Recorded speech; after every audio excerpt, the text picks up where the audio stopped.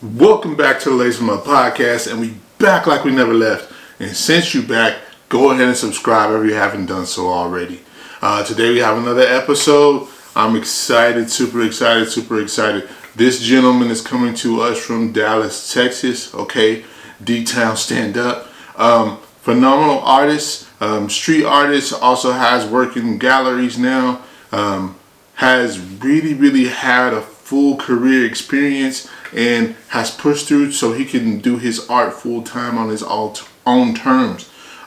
Exciting stories to hear, great insight on his work and everything that he's done.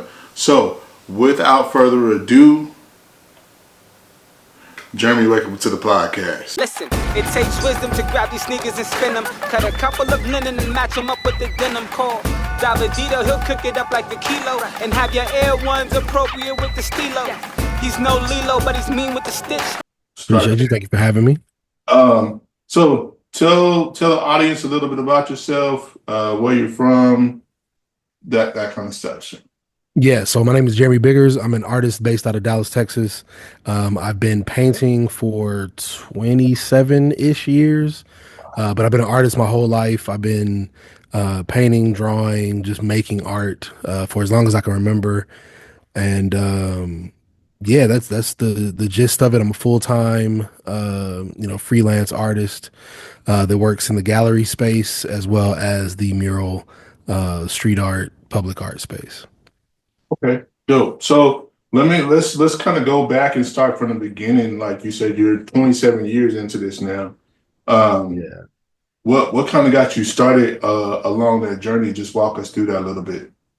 Yeah, so like I said, I grew up, in the hood, and I never really felt like I knew any other artists. I never knew anybody else that drew the way I would draw, and so I would like nonstop. I would always have a piece of paper on me or a folder. I didn't even know what sketchbooks were back then, so I was just reams of typing paper that my mom would bring home from her job that I would just fill all 500 sheets with just drawing after drawing after drawing, and I would keep them in little folders, and they would get all beat up and just mangled in these protective sleeves, but I would always have them on me. And so after a while, it got to a point where my mom was like, okay, you're pretty serious about this. I don't know anything about art, but let's figure out a way to get you involved in the art scene and the art world. And so she did everything she could do that she knew to do to put me in those positions. And so it definitely is something that I credit her for, because I was content with just drawing every day and just letting that be the extent of what I was doing. But she saw something bigger in me than just drawing for drawing's sake. So she put me in an art high school, and the rest was history after that. Because, like I said, before I got to high school, it was just this is a hobby I do. This is something that I realize other people don't do, and it's not something that's normal for what everybody else does. And so I was definitely a product of her foresight and figuring out, there's something more to this. It's not just a matter of me figuring it out on my own. Like, she definitely was doing everything she could do to help me out in that regard. And so once I got to high school, I went to an art high school, like I said, and I majored in painting, basically. Back when I graduated high school in the late 1900s, there wasn't really any people didn't see art as a viable career path. They saw it as something that people did in their free time, not something they did as a career. So I spent a lot of time learning graphic design because that was the only thing that we saw back then as a way to make a living off of your art. And so, like I said, I worked in the graphic design space for too long, probably 15 years, doing graphic design for companies, and realized I just really didn't really want to do that anymore. I wanted to pursue the art thing full time and, let the chips fall where they may and figure it out on my own. But I just couldn't live with the getting up and going to work and sitting behind somebody else's cubicle for, the rest of my life. If I was going to do that, I wanted to at least have, one or two shots at me trying to figure it out on my own and do the art thing full time. So it was something that, like I said, over time, it became obvious that that wasn't what I needed to be doing in terms of working at somebody else's company.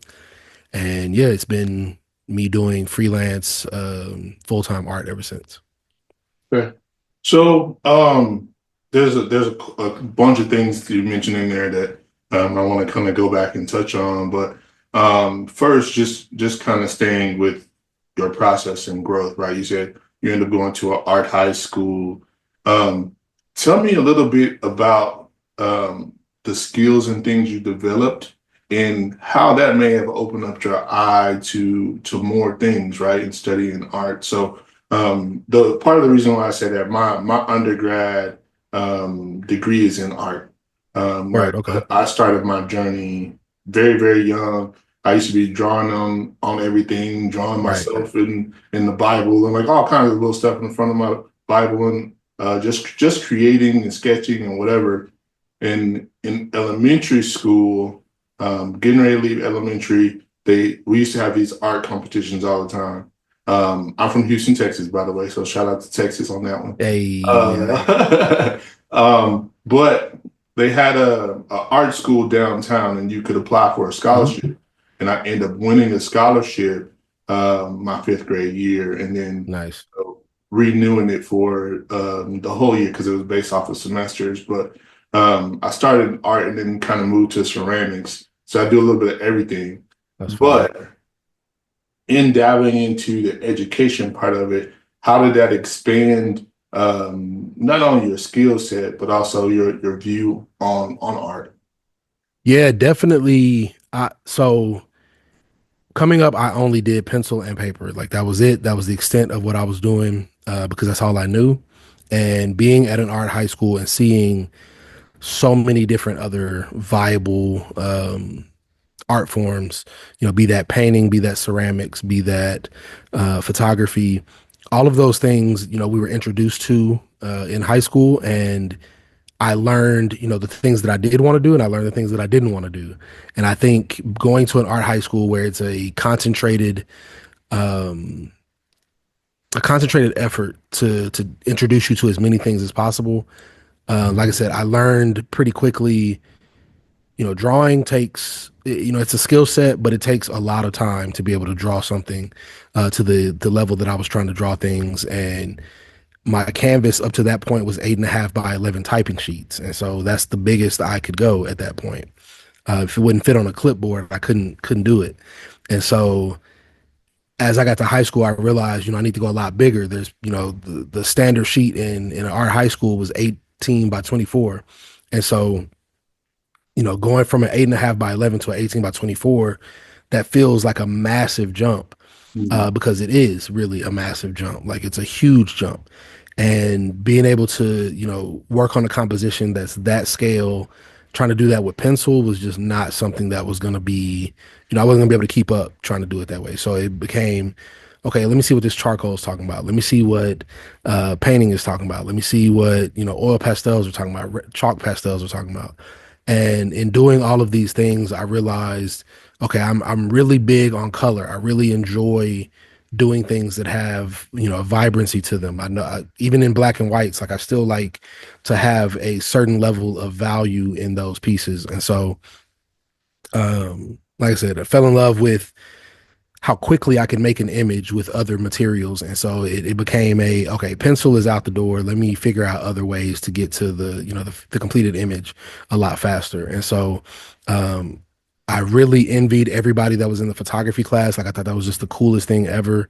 But my family couldn't afford a camera. So I was like, all right, that's just not for me. That's not something I'm going to be able to participate in. But as a realism painter, later down the line, that became something that cemented itself into my practice, was being able to use a camera and light the image the way I want to light it and pose the people the way I want to pose them. Because there's only so many things you're going to be able to do as far as finding images on the internet and references on the internet. Plus, also, like, we live in an era where everybody feels like you plucked it off the internet, it's free game. You can do whatever the hell you want to do with it. But The reality is the photographer that took that photo owns the copyright. They can come for you. They can come like snatch your whole kingdom if you build, too much of your platform or too much of your voice on a certain image or a certain style of image. And so I didn't want that to happen to me. So it was something that even at a young age, I knew I want to be able to control every portion of my images. So not just the painting itself or the drawing itself, but I want to be able to shoot my own references so that I know, okay, I can light it from this direction. I can have them stand inside, have them stand outside. Like literally, every part of the process I can control.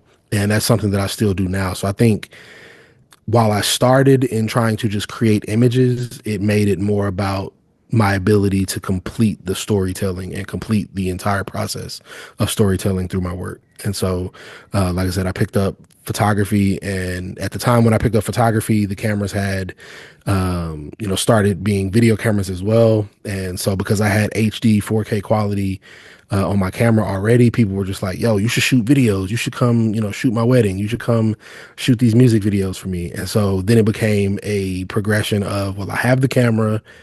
I have a photography background now at this point.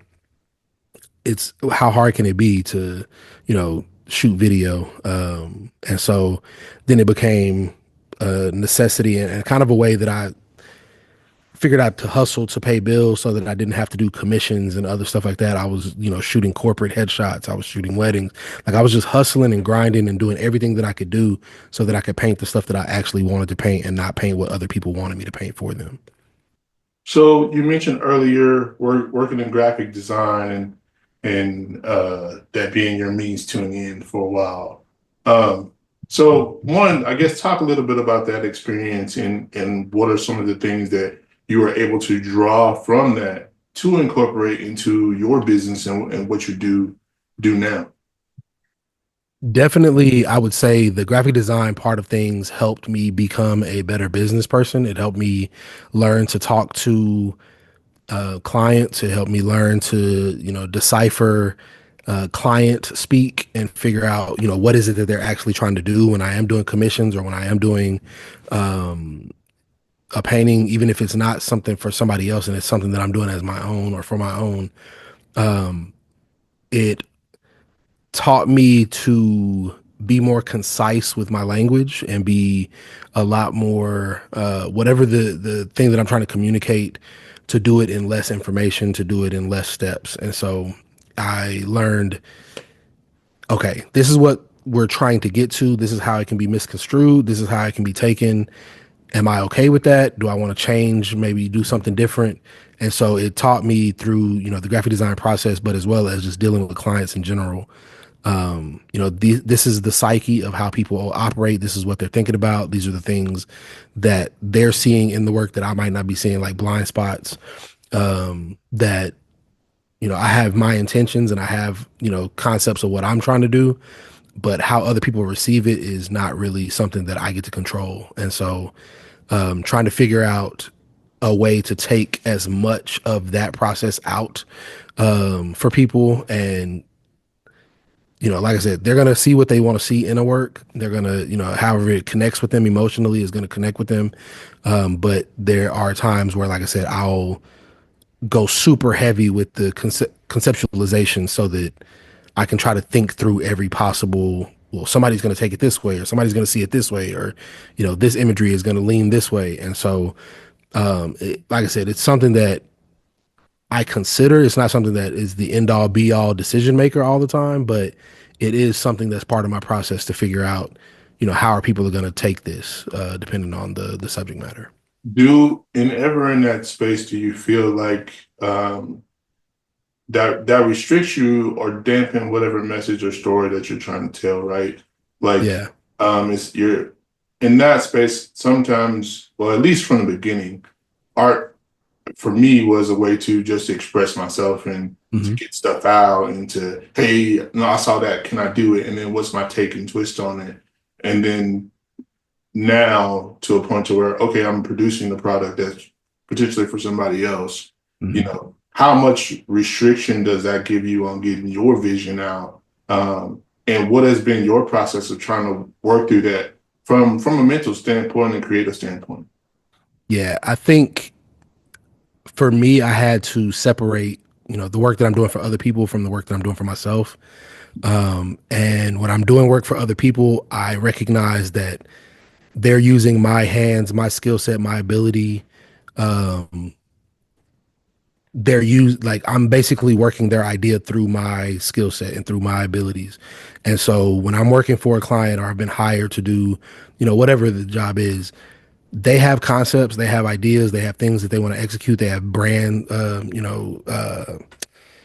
identity things that I have to consider that I wouldn't necessarily use or do on my own. And so those are things that when I'm doing brand work or when I'm doing client work, I try to consider those things, but while also doing what they hired me to do in the first place. Like you came to me for a reason. I try not to play I'm the expert here, you're not the expert card all the time. But then there are times where I have to, gently remind people like, you're good at what you do. I'm good at what I do. You hired me for a reason. Let me do the thing that you hired me to do.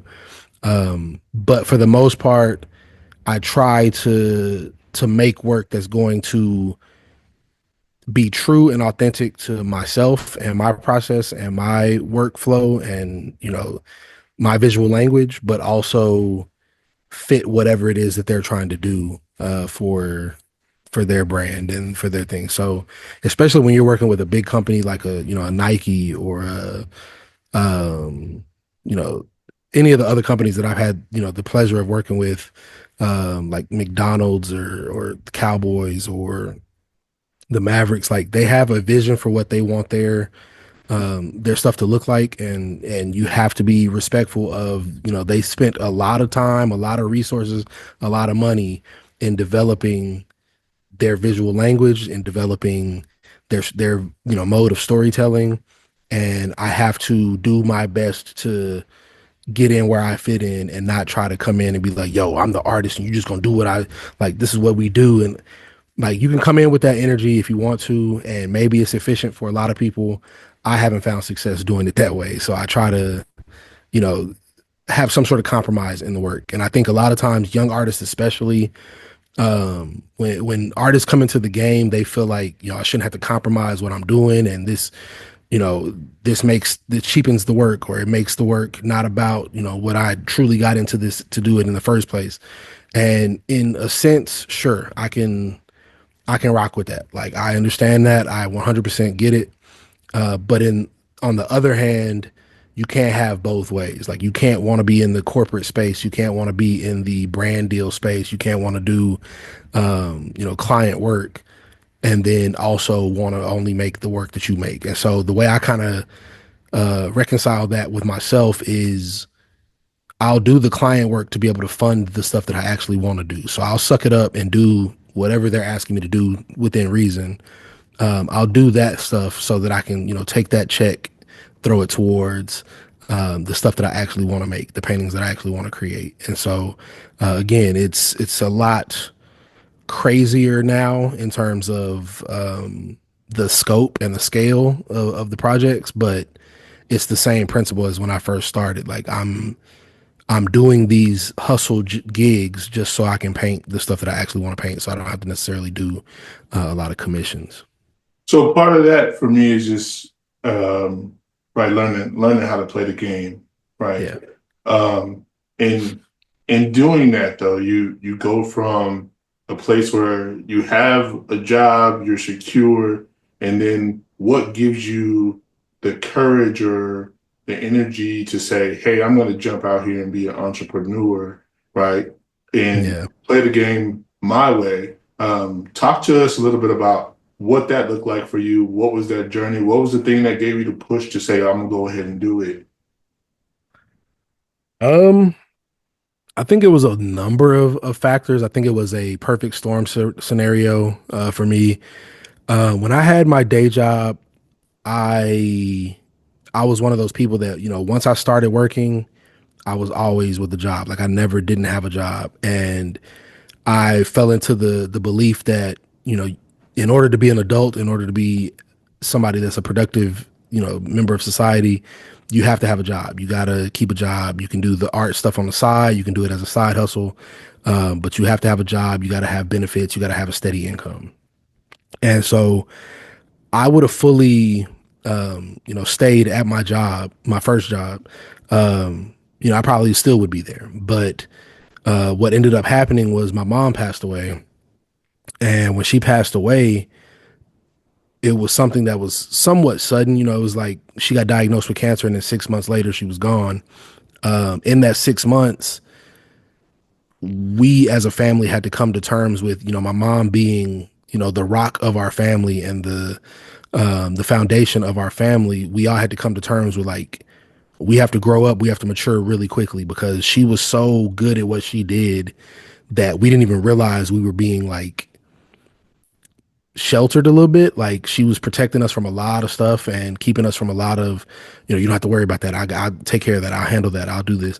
And so, the thought of her potentially not being there anymore, we started coming to terms with, I got to figure this shit out on my own, and I got to do this without my mom, basically holding my hand through this process. And when she passed, it made me realize, like, life is short, one, but two, I don't want to be sitting at this desk working at this company for the rest of my life. Like, I see a lot of people, I see all my coworkers, they've been here, since high school, they're in their 40s now. I don't want to do that too. Like, that's not what I want my life to be, is sitting in this, sitting in this cubicle. And so I jumped out there and was like, you know what? I have a little bit of a nest egg because I was working minimum wage. It wasn't like anything crazy at the job that I had. So I definitely didn't have any savings or anything like that. But when she passed, we had the insurance that gave me like a little nest egg to be like, all right, you don't have to have a job right now. Like, you can go out and, like, you have money. Like, you can go travel. You can go, live a life. And so I quit my job almost immediately after she passed and started doing that. Started traveling more, seeing what the rest of the world had to offer. I got out there and just tried to live a life and tried to make some stuff happen.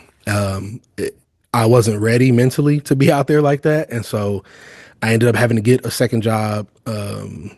Like, by a second job, I mean like another job, which was only my second job in life. Got that job.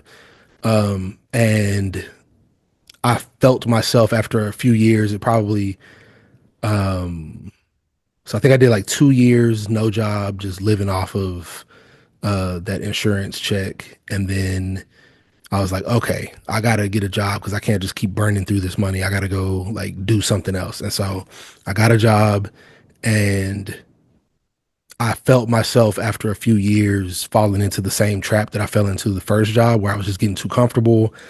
I was falling into corporate culture, just the toxic.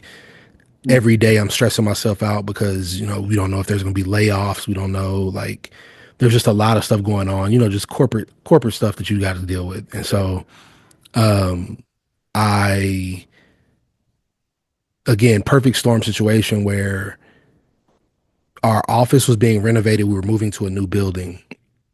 And the building that we were moving into wasn't ready yet. They were still finishing out the build. And so we worked from home. This is pre-COVID. So working from home at that point was like unheard of.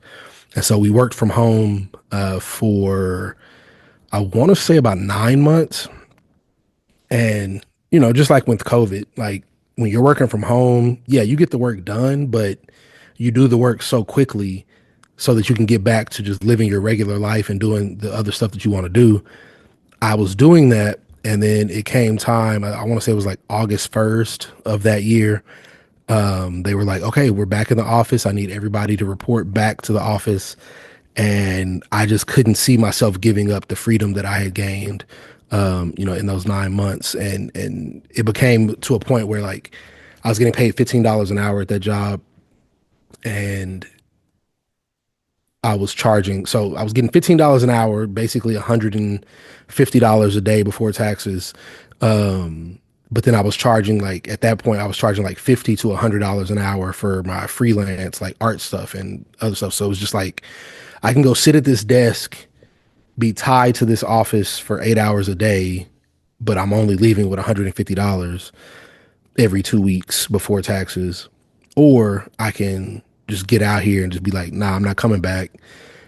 I can figure out a way to supplement that, that money that I'm losing, the guaranteed money that I'm losing by just doing more freelance art stuff. And so my wife, she's wonderful. She's an artist herself.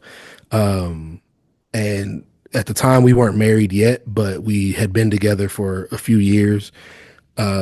She basically, the quote that I always credit her with is, you have the rest of your life to work for somebody else. You owe it to yourself to get out here and see if you can make it happen again. Like, yeah, you tried to do it, when your mom passed, but you just weren't in the place mentally to deal with that then. Now you know what it's going to take to make it happen and make it happen and sustain it. And so, once she gave me that vote of confidence and gave me her blessing on like, yo, we're good. Like, if you want to get out here and you want to figure it out, we'll figure it out together. And at that point, we didn't have any kids yet, so it was easy. Just like, yo, it's me and you thugging. We gonna make it happen. We'll figure it out. And with her blessing, I was like, all right, yo, I'm out. Let's get out of here. And so it was less, excuse me, it was less a decision as much as it was just I know what I don't want for the rest of my life. I know what I don't want to do, and I don't have it figured out of what I do want to do. I don't have it figured out of how I'm going to make it happen because, again, I didn't have any savings. I didn't have any, nest eggs at that point. And it was very much you got $50 in your account and you're quitting your job. Like, what are you doing? But the trade-off was I'm not stressed out anymore. I can wake up when I want to wake up. I can do the things that I want to do. I can, live in my purpose for the first time. Like, truly living my purpose for the first time. And so from that point on, then it was just a matter of like, I can figure out a way to make enough money to pay bills every month. Like, I can put two and two together and make this shit happen. And so, like I said, it wasn't as much of a decision as much as it was just I was thrust into those positions to either, sink or swim. Like, you're either going to do it or you're not going to do it. But like I said, it's going to have ramifications and implications on the rest of your life, depending on which direction you go. So you start talking about it a little bit, but elaborate a little bit more on the feeling and almost like rejuvenation. I feel like from a personal standpoint that happens when you're able to do those things and be able to use your gifts in the form and the manner that you want to. Talk a little bit about that for us. Yeah, it's definitely something that I would say is an underrated experience. You're so, when you work your whole life, when you go to school your whole life, your time is relegated by other people. Like, what you do on a day-to-day basis, on a minute-to-minute basis, is dictated by someone else. Even in your quote unquote breaks or lunch breaks or whatever, where you have the illusion of I can go do what I want to go do, you still got to be back within that 45 minutes or within that hour or within that 15 minutes. And so you still don't get to have true freedom, or even on your weekends, you got to be, back at the office in 2 days. And so when I quit, it was something that I didn't anticipate how, like you said, like rejuvenating it would feel to be able to, wake up when you want to wake up. And whatever you do when you do wake up is completely up to you. You don't have anybody else telling you, you got to go do this. You got to be here at this time. You got to go do this meeting. And like, any meeting that you do is because you wanted to do it. Any project that you do is because you made it happen and you want to do it. And making your own schedule, doing things on your own time, and then conversely, not even just on the business or the art side of things, being able to say, I want to spend time, I want to go on a date on a random Wednesday afternoon with my wife, or at that point, girlfriend or fiance. You can do that because you don't have to, you're not governed by an outside entity. And so even now, like, it's something that I cherish because, we have a daughter now. And the fact that my wife and I are both artists, and we both are full-time, artists. We don't have a regular job. We don't have a gig. And so the fact that we can always go to my daughter's events, we can always, one of us is either dropping her off or picking her up every single day from school. We don't have a babysitter. We don't have a daycare. We don't have any of those things. And like, that's one of my things that I would say, how I'm able to measure success or measure, what I would consider like, we're thriving is the fact that we can, spend as much time with our daughter as we want. Like we're there every morning when she wakes up. We're there every night when she goes to bed. And to be able to do that, like we realize like how privileged we are to be able to do that because that's not a lot of people's reality. There's not like other than her teachers, like there's not anybody she's spending time with outside of us really. And so being able to have that, growing up with her, like I can't even imagine what that feels like for her. I mean, she doesn't know any better, she doesn't know any different, but as a kid that grew up with working parents, I know, what it feels like to be like, all right, well, I'm gonna go spend time at my grandmother's house for a few hours every day after school, or I'm gonna go, to my aunt's house when my parents are at work. And so for her to never really have that experience and know that like her parents are always there, I mean, I guess, it's gonna be remain to be seen like how that affects her growing up, but it's definitely something that we cherish to be able to do that.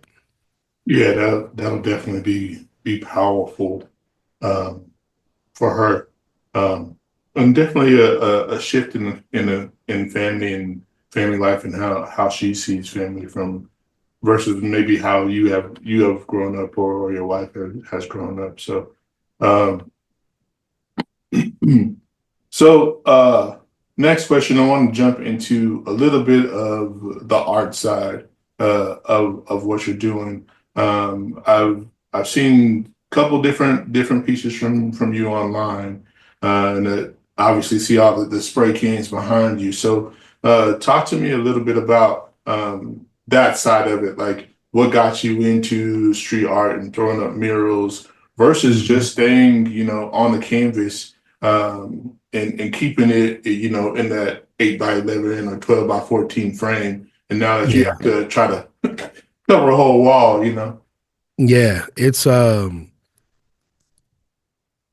like I said, I started with the fine art side of things. Like in my career, I wanted to go the fine art route, wanted to only do canvases for galleries and museums. And, but like I said, beginning of the call, I grew up in the hood and there was not a lot of art where I grew up. There was not any murals. There were very few murals, I'll say, but the murals that were there were not high quality. They were clearly done by somebody who just liked to paint.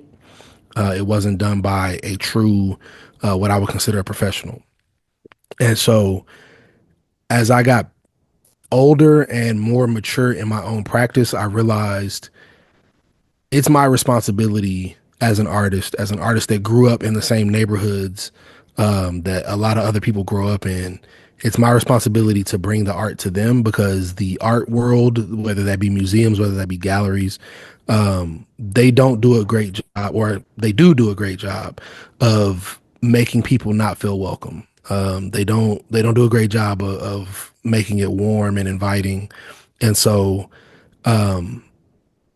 I know that there was a lot of people that grew up in my neighborhood that were going to be born and die in that same neighborhood that wouldn't, leave, go in a 10-mile direction, either direction. Everything they eat was from the corner store, everything, what I'm saying? Like they go to church around the corner from their house. They just never leave that neighborhood. They hang out in front of the store.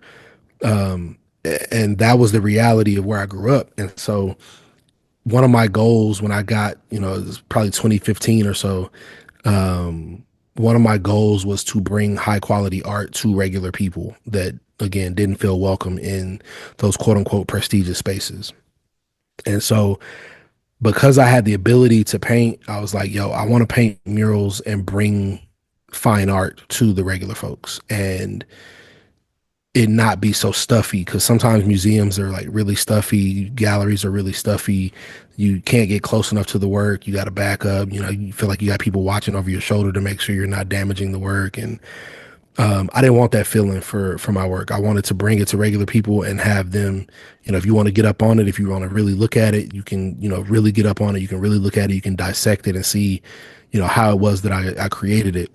And even if I'm not there to explain it, you can still get in there and kind of see like, okay, he layered this with this and he did this. And so it was something that was important to me to be able to bring back, high quality work to the hood basically. And a lot of my initial murals, like I think probably the first, I don't even know how many, I would say probably the first 5 or 10, I did for free just to give back to, my neighborhood where I grew up, but also similar neighborhoods across the nation.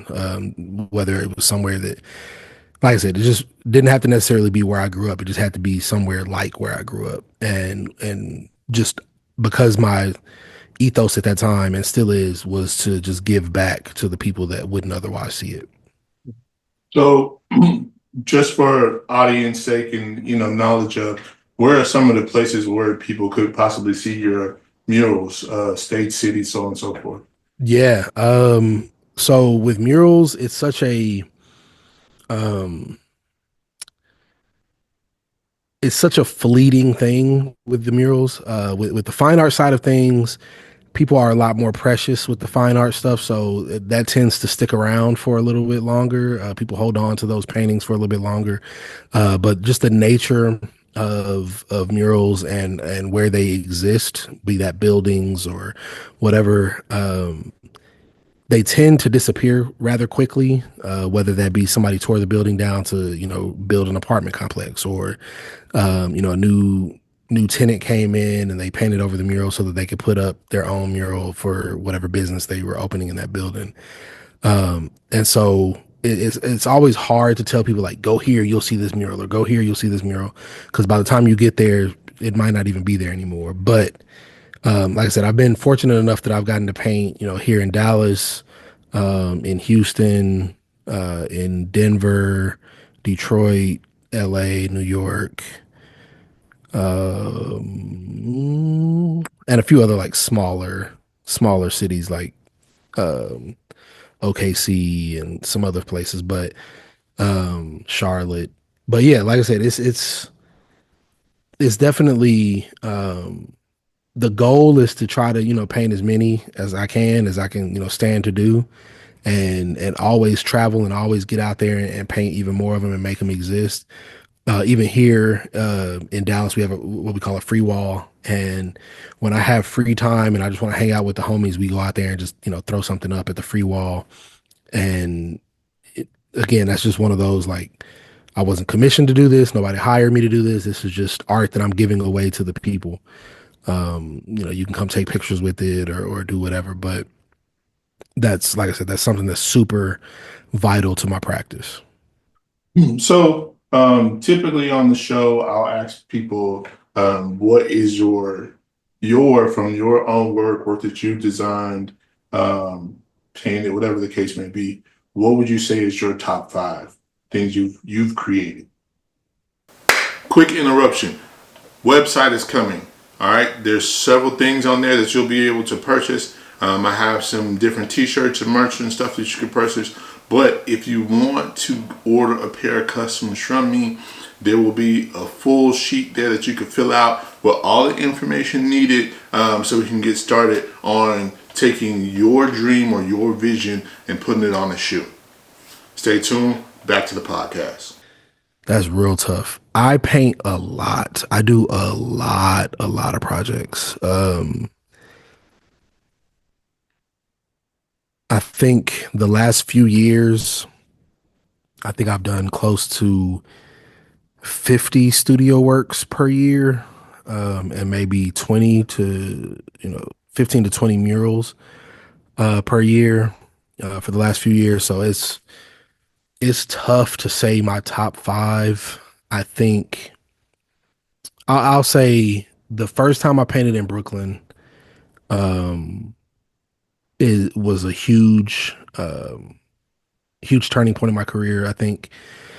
So I would say that's a big one, just because it's different when you paint you're painting street art, you're painting murals, you're painting public art in the birthplace of graffiti, basically. And to hear the sights and sounds, or to see the sights and sounds of New York, and to hear, the Biggies and the Tupacs and the Mos Defs and the, everybody that you grew up listening to know that they walked these same streets that you're now painting is something that was like, as a big hip hop fan and growing up, being a hip hop fan, like that was major. Like that was so tight to be able to do that. And so I think that's a huge one.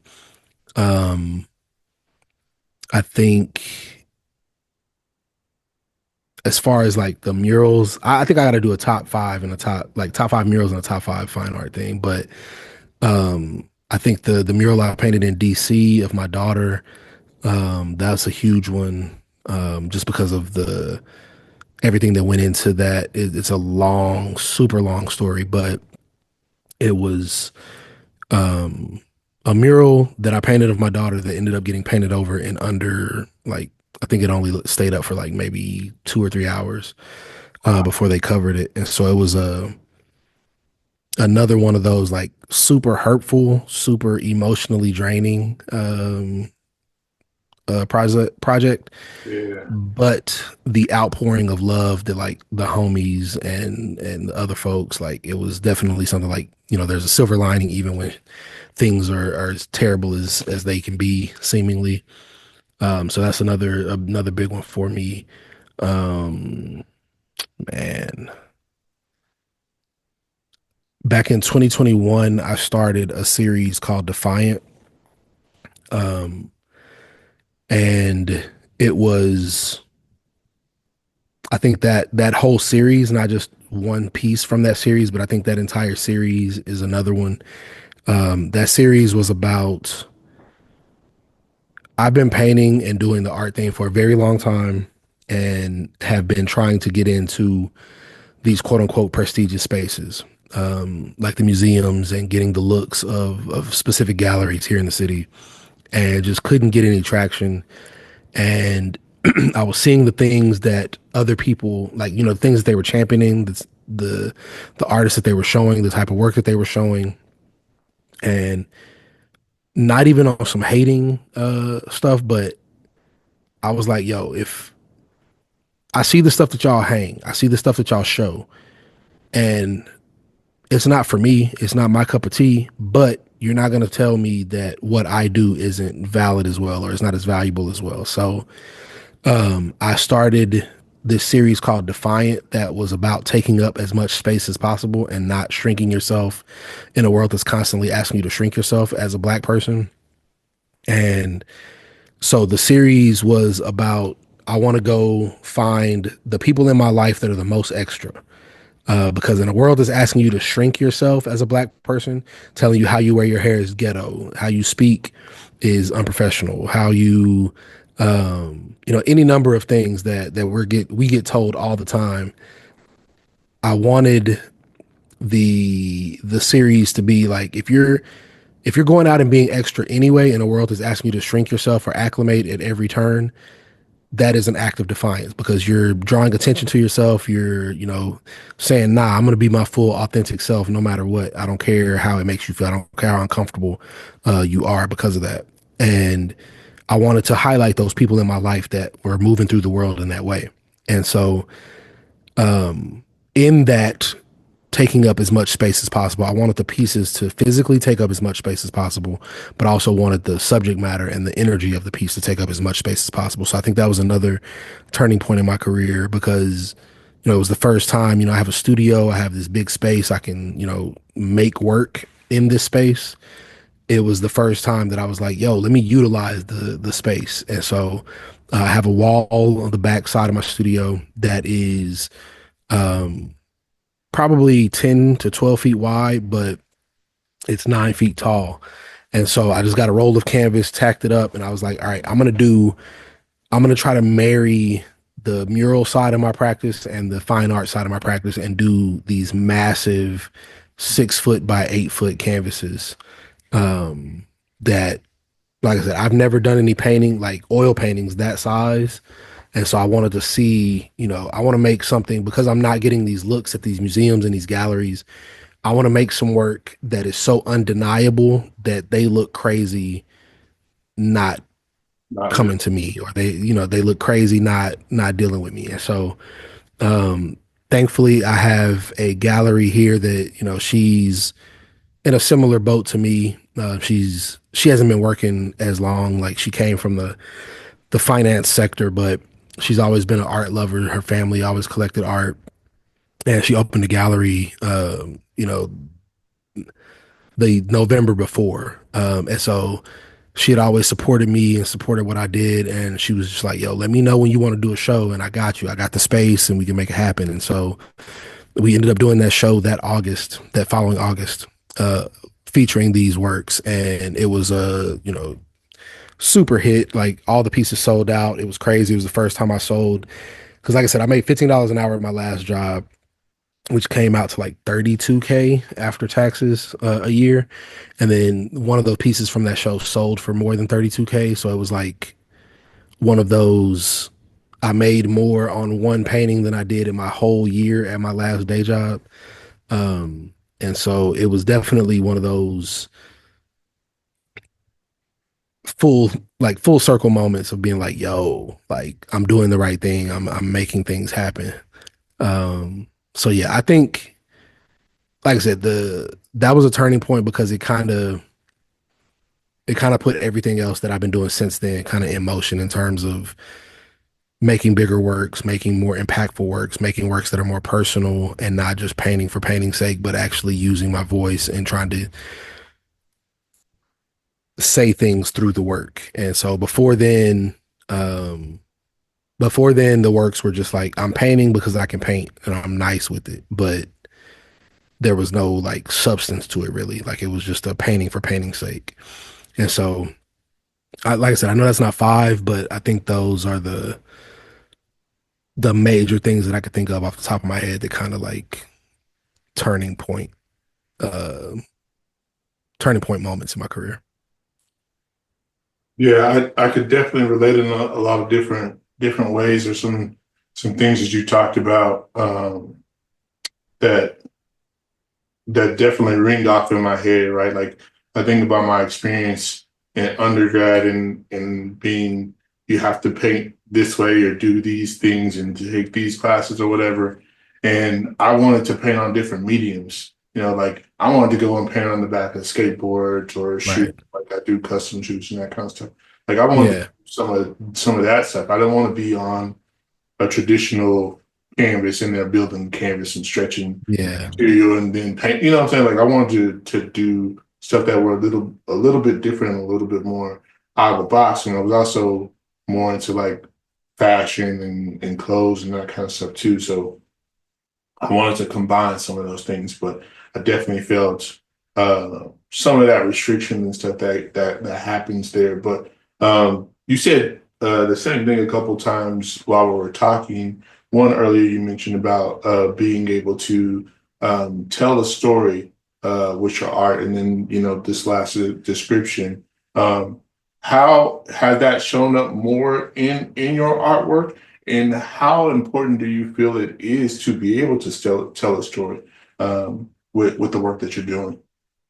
I think I think it's a I think it's important. I think it's I don't think it's a necessity necessarily. I think a lot of times young artists, we feel like we have to, every work has to be our magnum opus. Every work has to be, a home run. It has to be the most important historically, the most important culturally. Um, but at some point, like, maybe you just want to make it because you thought it would look cool, and that's valid too. Like, that's cool too. So for me, I have a lot of things that I, want to say, and I want to get out there, and I want, if I'm not going to be here, however long from now, like, I pray that I live to be, very old and very, live such a rich life. But I also understand because, the passing of my mom, it really put things into perspective of you don't have forever. You're not going to be here forever. Even if you live, 100 years, that's still relatively small in the course of human history. And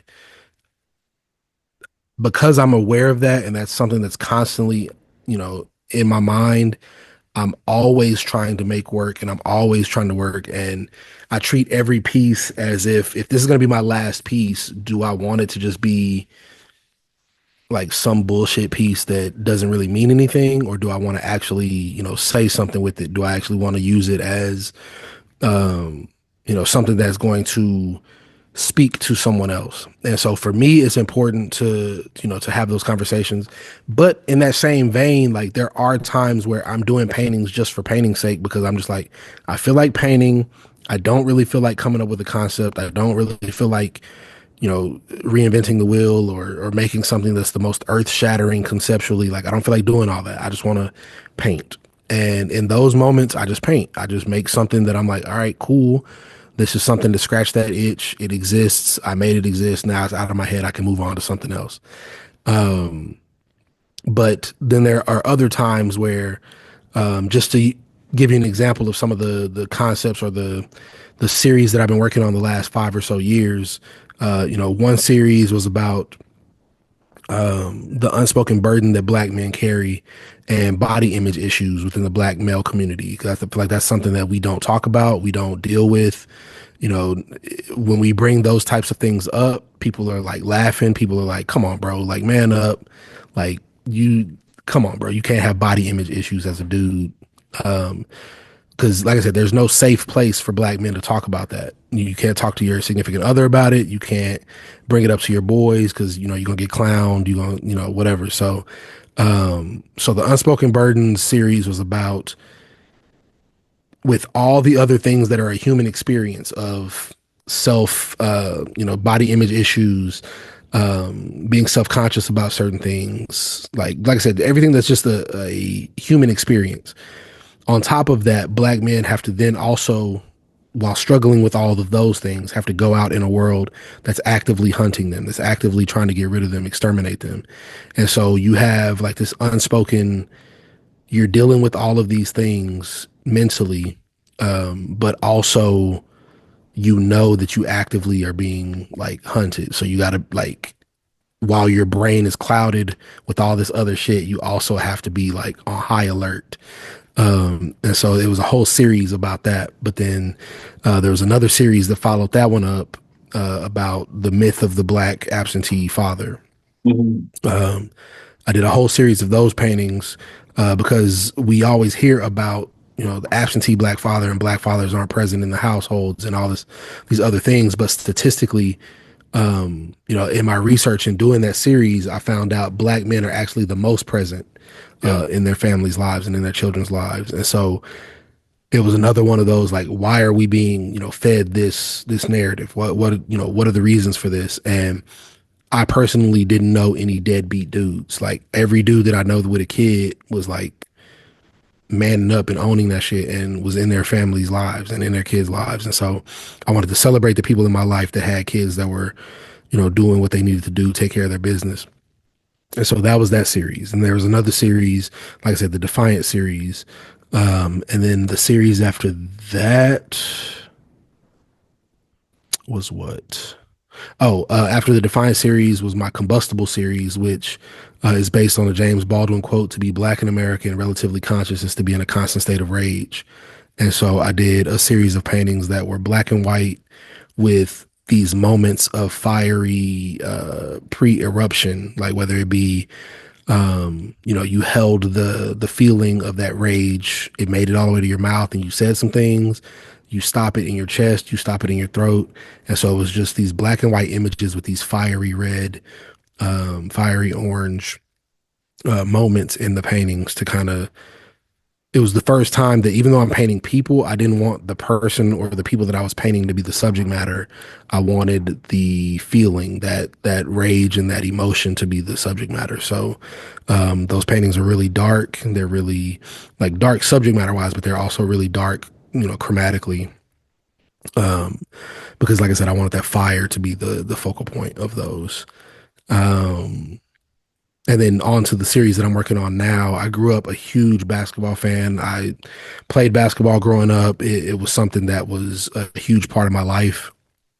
And, just in general, like if you grew up in the 90s, basketball, sneaker culture, like everything about just growing up in that era, um, is a huge, had such a huge impact on who we ended up becoming.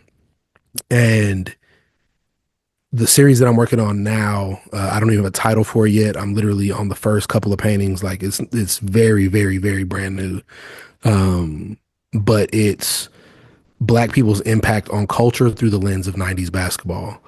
And like I want to do, all of the iconic fashion, the iconic statements, the iconic just stuff that we, even now in 2025, all these years later, 30 years later, almost 40 years later, we're still rocking, Jordan ones. We're still like putting stuff on our feet that like these were things that were culturally impactful back then, but still are relevant now. And to also have the conversations around anti-blackness through fashion, with the implementation of the NBA dress code, and you can't, with Allen Iverson and him getting his hair braided by his mom on the sideline, like it was just becoming way too black for this black culture or black art form.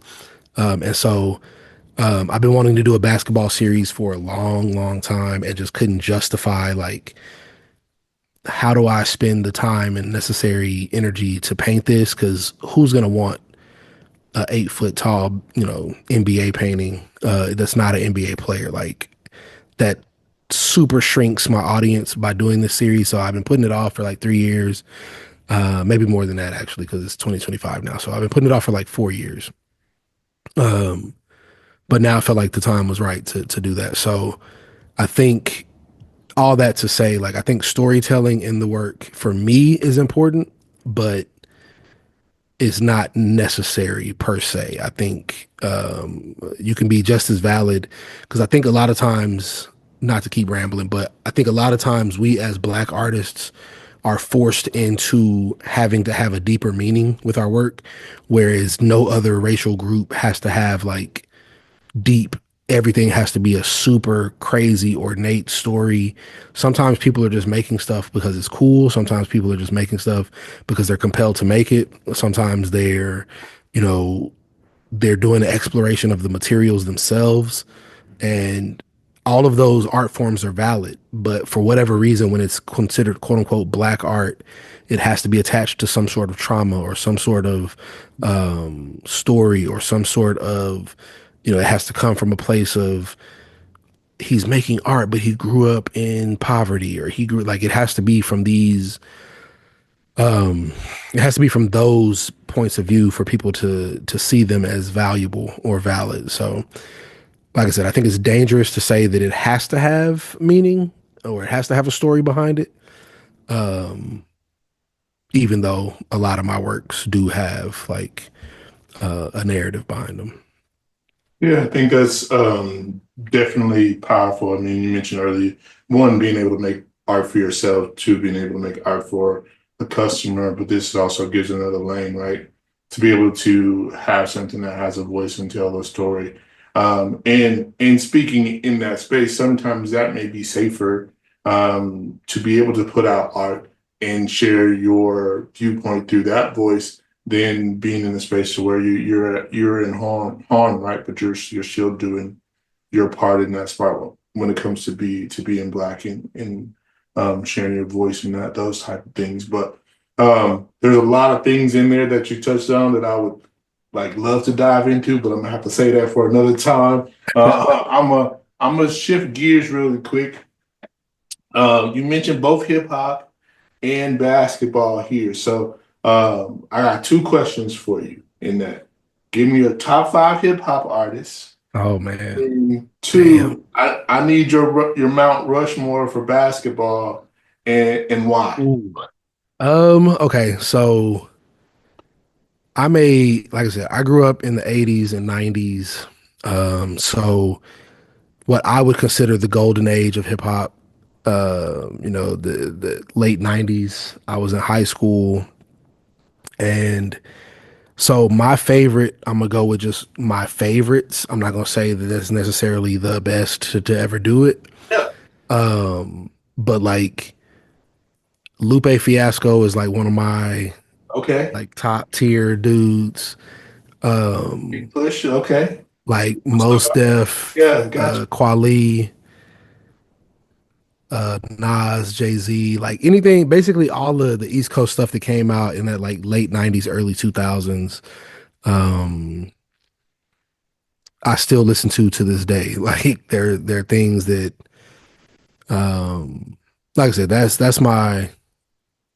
So yeah, if I had to go top five of those, Lupe, pre G Unit, Eminem.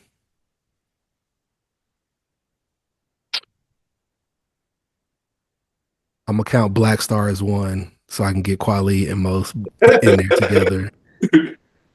Um, Nas and Jay. That's fine. Yeah, that's five. And also like pre-MAGA Kanye was up there too. Um, but it is what it is at this point. But yeah, nah, definitely that like lyrical, like boom bap, like all of that shit was yeah, that's me all day. I hear you on the Kanye. I definitely love Kanye.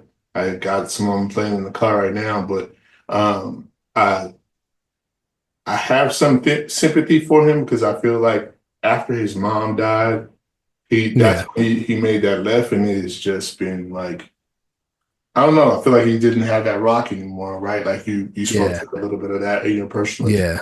but um, No, that's for sure. That's for sure. I mean, I think it's part grief, it's part he doesn't have anybody that he trusts enough to like sit him down and be like, "Yo, you tripping?" yeah, Like, I don't know. I mean, I don't know Kanye. I don't know his thing, but it seems very much like there's no one close enough to him to be able to be like, "Hey, you tripping?" Um, so yeah, it's unfortunate. I feel like oh hold on, whoa, I got to take somebody out of my list because I really love Tyler. I'll take this is gonna be blasphemous. I'm not gonna take anybody. I'm just gonna add Tyler because I don't. If I take somebody out, it's gonna be blasphemous. So we'll just add Tyler to the list. I think Tyler right now is Kanye level genius mm, in terms of the visuals, the storytelling, the rapping ability. Like I feel like Tyler is Kanye level genius for sure. the t- Um, the fashion and everything else. yeah, yeah. No, Tyler is. I love Tyler. Um, I was only thinking of '90s folks. I was like, wait, you listen to people now though. Um, so yeah, no, Tyler is definitely up there for me as far as my Mount Rushmore of basketball. Are we going the Mount Rushmore of like the best players or my personal Mount Rushmore? Meet your personal Mount Rushmore. Okay, Uh, okay, which okay. limits it down because you only get four. Yeah, I only get four of my And personal Mount why? Rushmore. Okay, I'll go with. Ooh, all right. As a fan, I'll give you two Mount Rushmores. As a fan, I'm gonna go. Mm,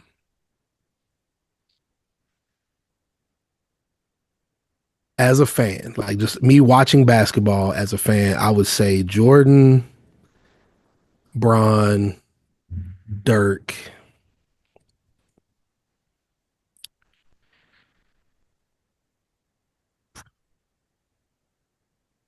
Reggie Okay.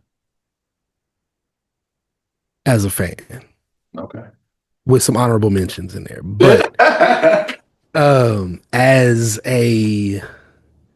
as who I tried to pattern my game after, and like who I would consider my favorites of all time, Um, Jason Kidd, Steve Nash, Steph, and Reggie. Okay. Yeah. Okay. Reggie made the list twice, so he got to be big in. Because I wasn't gonna put Reggie on there twice, but I really enjoyed watching Reggie. Like, I was not a Jordan fan. I was not a Jordan guy at all. I was anybody but Jordan. Growing up in Dallas, of course, I'm a pull for anybody that's good on the Mavs. But being, a fan in the late '80s, early '90s, we were trash. Like, we were trash, trash. And so, especially seeing like the Spurs and the Rockets have such success, bro. I hate it. Oh, I hated them. And so yeah, I definitely was pulling for anybody that wasn't Jordan. So Reggie was my guy. Like, I loved like him antagonizing fools. Like, I loved like, yeah, I loved it. Um but also, like I said, honorable mentions, I gotta put AI on there. I gotta put like uh yeah, like I said, it's just been too many Kobe's on there. Obviously, like, it's four is not enough. Like, I could do a top 10 and still not have enough spots of favorite players all time. But like I said, who I patterned my game after, like when I was hooping, it was definitely Jason Kidd first, and then Reggie, and then Steve Nash. Like, by the time I got to college, I was like, okay, I can really like pattern my game after somebody for real now. Like, it's not just like a little kid looking up to these people. Like, I can really, pick apart what they're doing and try to figure it out. And Steve Nash was that dude where I was like, okay, I can facilitate and I can score at will. All right, bet, let's do this. And so, and then when Steph came along, then it was just like okay, I ain't got to keep getting banged up in the paint. I can just step out on this outside and just Let let them joints them fly. go. Yeah, Yeah. that's what's up. Okay, as I wrap up, got a few more quick questions for you. Give me one tip to a new artist who's, getting ready to start their career or want to pursue art or whatever the case may be. Give me one tip that you wish you had when you were starting out. Um, that's tough. Yeah, the one tip that I wish I had when I started out is everybody you've ever met in your life, whether that be your teachers, your parents, your mentors, every single person you've ever met in your life is making it up as they go. Like, nobody is an expert, nobody has it figured out. The most well read, the most like all the people that seemingly have it figured out and seemingly are just like, yo, they're killing it, they're crushing it. Everybody is freestyling, everybody is making it up as they go. And nobody has a surefire, like, even if they think they have a surefire like roadmap or a path, they're still just guessing. They're still trying to figure it out as well. And if I had known that at a younger age, I think I would have spent a lot less time feeling like I was messing stuff up or I wasn't doing things correctly, or there's a right way to do this or there's a wrong way to do this. If I had known early on, like, everybody's making it up. There's no rules to this shit. Literally, you can do whatever you want to do. You can make it up as you go. Um, like, everybody talks about like fake it till you make it. Like, it's 100%. That's what all of life is you get put in these positions, you get put in opportunities, you get placed in front of these things, and you're just like, all right, cool. Let's make it happen. Let's figure it out. And like I said, I think if I had known that early on in my career, like when I was a lot younger, it would have saved me a lot of heartache, but it also would have just like catapulted me forward to realize like it doesn't matter if somebody else is, gives you a no. Like, one of the a really quick example I'll give of that is like we as artists, as fine artists especially, we always, similar to like people that make music and they're trying to get signed to a label. We as artists, we always like, yo, if I can just get my work shown in a gallery, if I can just get over here and do blah blah blah. And it wasn't until, even with me at my big age now and like doing this for a very long time, it wasn't until last year that I realized, and I came to the realization that people that own a gallery aren't necessarily experts in the art field. They're just people that had the capital to open a building. And once you realize that, then you stop putting so much clout and putting so much weight on their opinion of your career and their opinion of your work and the trajectory of your career. And like that's not to say that there aren't some galleries out there that are absolutely knowing what they're doing, that are absolutely instrumental in getting you in front of these opportunities and getting you in front of the right people and the right buyers and the right collectors. But I feel like we hear so and so name gallerist attached to it. We're so willing to just hand over the keys for them to control our career. When in actuality, they might not know what they're doing. They might not have any connections. They might not have, any of those things that you would, be willing to hand over the keys for. But we're willing to do that because we just assume, well, you opened a gallery, you must know what you're doing. You must know what you're talking about. And especially when they have, we've been in business as a gallery for 40 years and you just assume like, well, if you've been in business for 40 years, you got to know what you're doing. And it's just like, no, they just had enough capital to keep the doors open for 40 years. That doesn't mean that they're good at this or that you should just be giving them carte blanche to your career and just letting them do what they want to do and tell you you should be doing this or not. So, like I said, everybody's making it up and nobody's coming to save you. You got to figure it out on your own. You got to do it. And that's unfortunate and that seems dire. But once I realized that, then it stopped being as much about letting other people control your narrative and control your career. And so, like I said, I think that's the biggest tips or things that I wish I knew when I started. Where did the name come from? The Stem and Thorns. Where Oh, that? Stem and Thorn. So, back in 2009, when everybody had a um, clothing line, it was just screen printed T-shirts. It wasn't a clothing line. We, some friends of mine, and we started a brand, and it did pretty well. Like it got like a lot of like international like attention and sales. And this is like back when like streetwear was like really starting to pick up and get crazy. And so we built this brand, and over time, like there was like nine of us. And so over time, because there's nine people pulling in different directions, it just got too much to like kind of manage. And it became more of a point of resentment for a few people because it was just like this person's getting attention, this person's not getting attention, this person's not putting in the work that this other person's putting in, but they're getting more of the attention. So it became this whole like this whole thing. And when we all went our separate ways, as the person that was doing all the troubleshooting and quality control with the t-shirt printers and mailing out all the like I was doing all of the mailing, the t-shirt designing, the communication with the customers, communication with the t-shirt printers, the like I said, the quality control, making sure things were printed correctly, driving all the way out there to check it out. And I was doing all those things, picking them up, folding all the shirts, bagging all the shirts, shipping all the shirts, like because I was doing all that work when it came time to us doing these quote unquote fashion shows that we were doing. I'd be like, yo, somebody needs to iron these shirts for the runway. And people would be like, no, I'm not doing that. Like, I didn't come here to come iron shirts. Like, I just want to be here and be in the mix and party. And so when we all went our separate ways, I wanted something that was like, I was like, I'm gonna start my own brand because I was doing everything already at the other brand, like myself. So I know the inner workings and how to do this. I'm gonna start my own brand, and I want something that speaks to the hard end back work.